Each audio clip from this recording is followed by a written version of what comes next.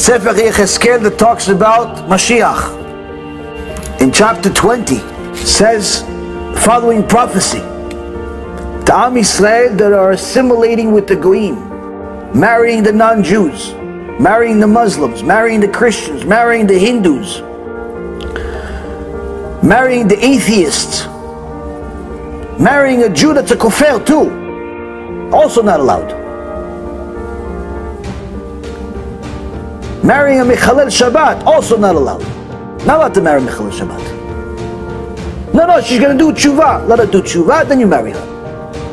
No, he's going to do tshuva, Rabbi. Let him do tshuva, then marry him. Why, it's better I'm alone? Yeah, it's better you're alone.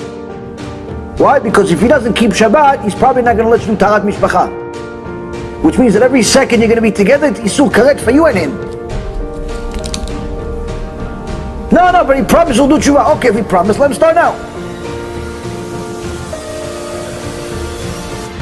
The Prophet says in the name of HaKadosh Baruch Hu,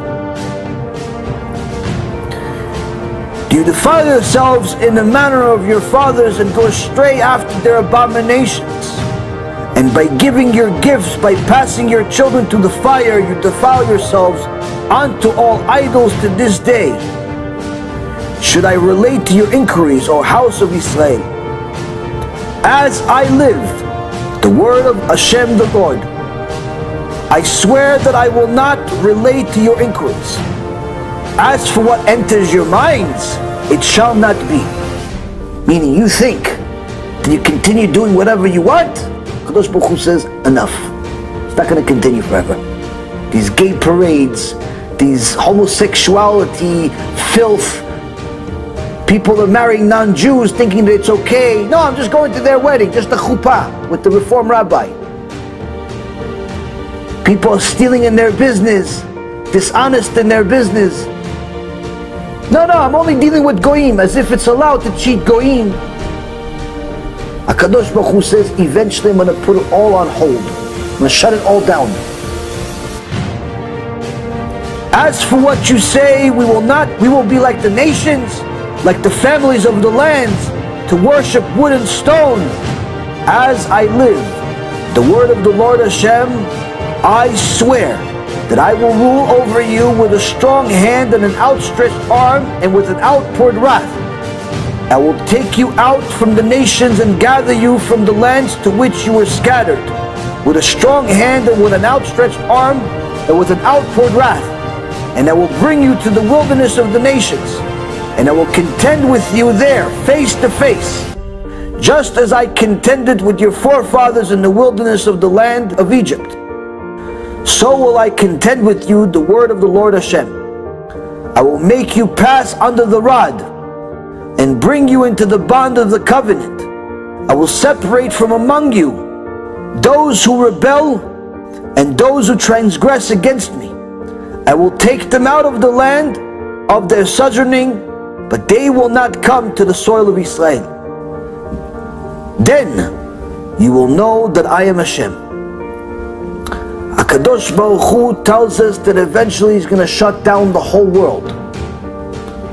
All of the unethical businesses, all of the illegal marriages, all of the defiled behavior in private or in public. He's going to put all of it and He's going to shut it all down. And He's going to control all of it with a strong hand, with an outstretched arm, and outpoured wrath. Arav Wasserman Alav Shalom, almost 80 years ago, said to us, we already saw World War I. That was the strong hand. We're already seeing millions of Jews being killed during World War II. He himself was killed in the end in World War II, in the Holocaust. We're seeing the outstretched arm. Do you want to continue violating Hashem's Torah and see Him also do the outpoured wrath too? The Chema Shfucha, you're going to force Hashem to destroy everything? Time to change. And HaKadosh Baruch Hu says one way or the other, we will be His people. Doesn't mean that everybody will be His people, but the nation as a whole will always remain. And one of those that simply are determined to stay Reshayim, determined to stay idol worshippers to money, idol worshippers to a rabbi, idol worshippers to a statue, idol worshippers to their ego, idol worshippers to their house, idol worshippers to everything except Hashem. He continues in verse 39 and he says, "And you, O house of Israel, thus says the Lord Hashem, let every man go serve his idol, since you do not listen to me, and do not profane my holy name any longer with your gifts and with your idols. But on my holy mountain, on the mountain of the height of Israel, the word of the Lord Hashem, there the entire house of Israel, all of it, will serve me in the land.